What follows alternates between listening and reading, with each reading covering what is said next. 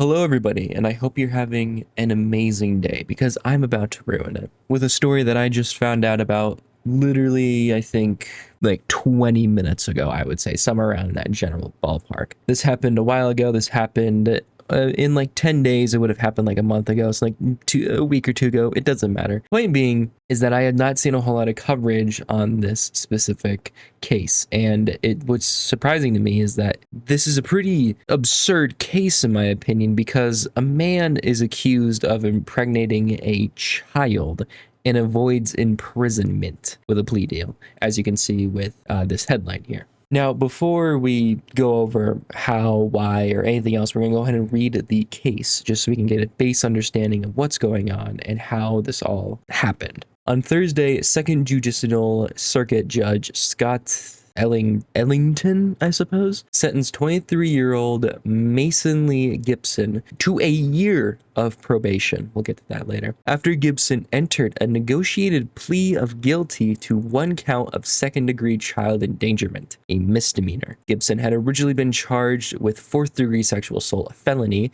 after the victim alleged he impregnated her.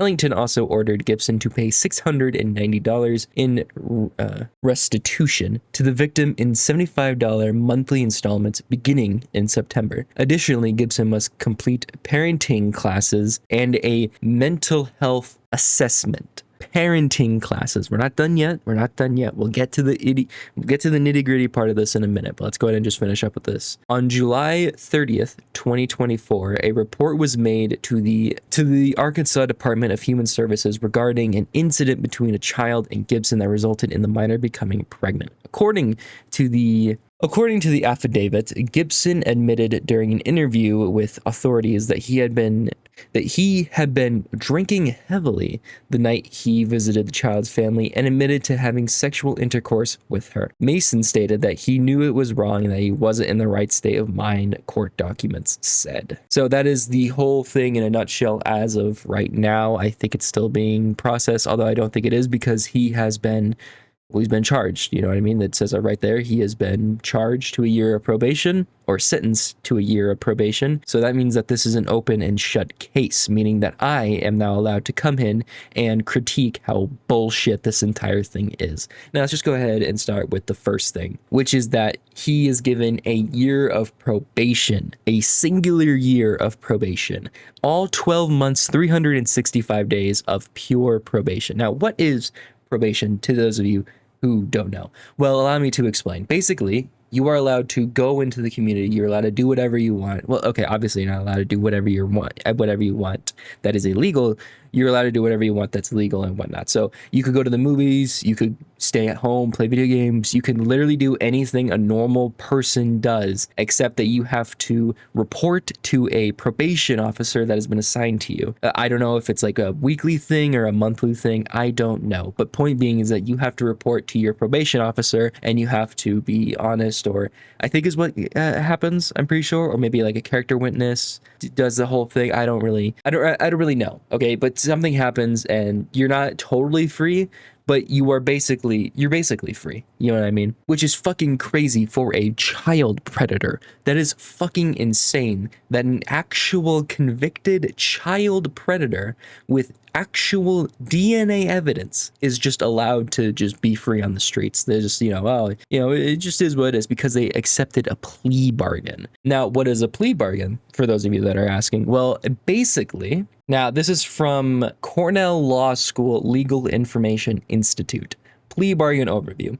Many successful criminal prosecutions in the United States end not with jury trials, but with plea bargains. Plea bargains are agreements between defendants and prosecutors. Defendants are obviously the ones being tried or trialed, or, the criminals in question. And prosecutors, from what I have read and seen, are just basically the lawyers, the lawyers that handle these cases, I suppose. Anyway, in which defendants agree to plead guilty, to some or all of the charges against them in exchange for concessions from the prosecutors. These agreements allow prosecutors to focus their time and resources on other cases and reduce the number of trials that judges need to oversee. So basically, what a plea bargain is you get to just plead guilty to some of the charges, or as I said, all the charges. And, you can get special things from prosecutors, like reduced sentencing. You can get charged on just a few of them instead of the whole bulk of it all. It's that kind of thing. You know what I mean? It's a bargain. It's literally a bargain. It is a bullshit system, in my opinion, because it allows a child rapist to go free, basically. Yes, I know it's probation, but it's still basically going free. He's still out in the community. He can still, nothing is stopping this man from doing it again. We're going to move on to the next part of this, which is 1 count of second-degree child endangerment, a misdemeanor, which basically just means a boo-boo, a slap on the wrist. That's what misdemeanor means. At least I think is what it means. I know it's not as big as a felony, but I think it goes misdemeanor, felony, and probably something else or something below a misdemeanor. But I think it goes misdemeanor and then felony. What is second-degree child endangerment? Well, no state has a pinpoint answer as to what second-degree child endangerment is. However, I've been getting there's a lot of conflicting reports. There's a lot of overlap and whatnot. Every single state has its own definition, I think, of second-degree child endangerment, but a vast majority of them that I have seen basically say that second-degree child endangerment is when you do not supply your child with the basic needs of survival, like food, water, housing, shit like that kind of thing. Some of them, they are like, oh, we add, giving your kid fucking methamphetamines or giving them alcohol and, shit like that. Just shit that is not good for the child. You know what I mean? But it doesn't necessarily, sexual assault isn't necessarily part of that. I think it's like a 3rd degree or, it's something else, you know what I mean? Anyway, basically this guy got off on the same thing that that when a parent doesn't feed their child. That's basically what this guy got off on. Now, what he had originally been charged for, as it says, is that he was charged with 4th degree sexual assault, a felony, after the victim alleged he impregnated her. Now, if 2nd degree is that bad, what's 4th degree? It's rape. I've looked across as many as I could. I've looked everywhere that I possibly could. And I'm using this as just from Quinane Law, or however the fuck you say that. I'm just using this because it's a nice, concise way of putting it to you. But anyway, basically, it is literally just rape. 4th degree sexual assault. To be convicted of 4th degree sexual assault, the prosecution must prove that sexual assault or sexual contact occurred, one of the following circumstances. The victim was a minor. This victim was a minor. The victim was forced and or coerced. Still can't talk. The victim was incapacitated at the time. Punishment for 4th degree sexual assault vary more wildly than the first 3 degrees and heavily depend on the circumstances of the case. So basically, what that means is that it is rape. Basically, it's the law's version of just saying that. So this guy he got off of a rape charge and basically went up to, oh, I just don't give my children food or water or anything like that. Or, you know what I mean? Or I'm a little bit too disciplinary to them. Like I hit them too much or shit like that. You know what I mean? It is fucking crazy that is even allowed. So basically, a child rapist got off on nothing. They served no punishment time, no nothing. And what's worse is that after that, he has to pay $690 in restitutions or whatever the fuck. He has to pay them $690. You have to pay more in marijuana fees than you do in that bullshit. I am not kidding you. Go look it up right now. Arkansas if you get caught with I think it's like 1 to 4 ounces of weed, you have to go to jail for a year and pay like $2,000 or something because of it. That is fucking absurd. That is the state of this country, by the way. I'm not to get political here, but this is starting to piss me off in like a real big way. You get punished more for having fucking weed than you do for abusing children. Just let that sit. Just sit on that and marinate in it for just a split fucking second. That is insanity. That is actual dystopian level shit. But anyway, moving on. Additionally, Gibson must complete parenting classes and a mental health assessment. Parenting. Why would a predator need parenting classes? Unless, of course, they plan on having the predator be a part of the victim's life. Why would a predator need to go to parenting classes unless it was under the guise of wanting the predator to be more involved in the victim's life and to raise the child, the baby, with the victim.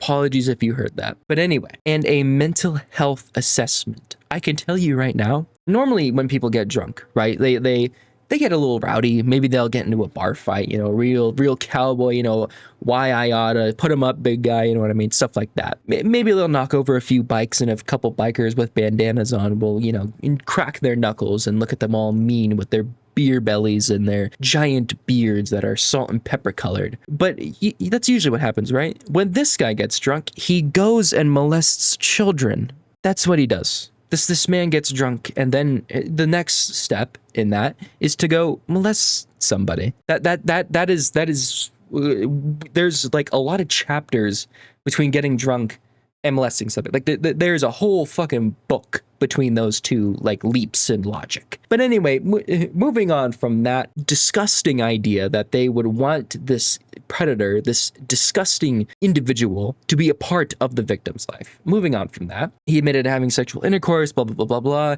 So we went over the whole thing on why this is bad, this is all horrible. You know what's even worse? And that I looked it up in Arkansas because I was worried about the victim. I was like, okay, so she's pregnant. Can she at least get an abortion? As of right now, they are referring to this person as a child, as a minor. So that could very well mean that they were 17. That could mean they were 10. I have no idea. But it doesn't matter. Point being is that even if you're 17 or anything like that, you should still have the ability to abort a baby that you did not consent to, basically. So I looked it up. Is it legal for a minor, or for anybody for that matter, just an outright blanket statement, to have an abortion there? No, it is not legal there to have an abortion, no matter what. I even looked it up if there was even like maybe special cases.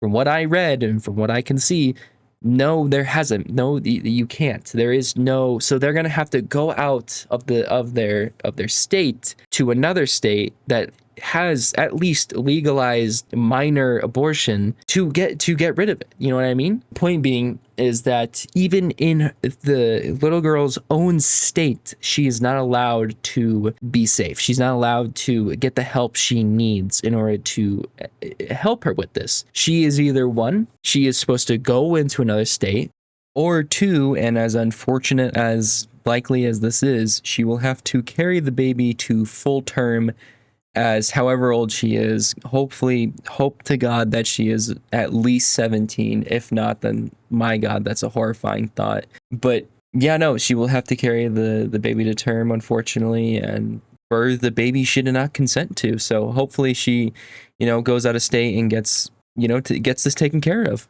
You know, I just saw this today. It was fucking horrible. What I was reading, I was stunned that this was even allowed to happen. Now, I did originally want to blame the judge for it, but after reading what a plea agreement is, I can't really blame the judge anymore, unless, of course, this was, on some cases, the judge does get involved with plea agreements, but it doesn't seem like this time it was.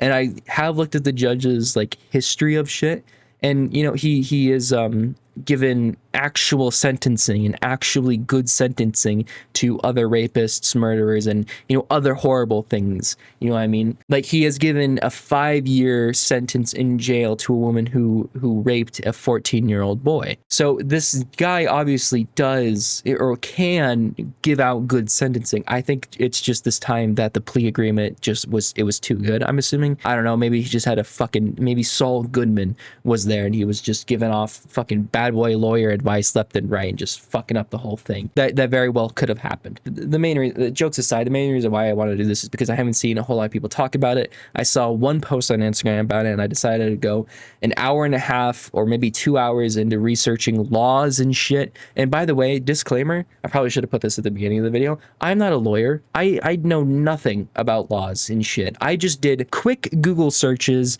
on different law websites and shit. I'm a fucking buffoon, so there's a good chance I have no idea what the fuck I'm talking about. But from what I have seen and read from different government websites and different law and lawyer websites and other shit like that, I'm pretty confident that I got this one right on the head. But anyway, thank you all so much for watching. If you enjoyed today's video, if there's something fucked up with you, no, I'm just kidding. Thank you all so much for watching. Love each and every single one of you. Hope you have an amazing rest of your day or night wherever you are. And that's about it. Bye.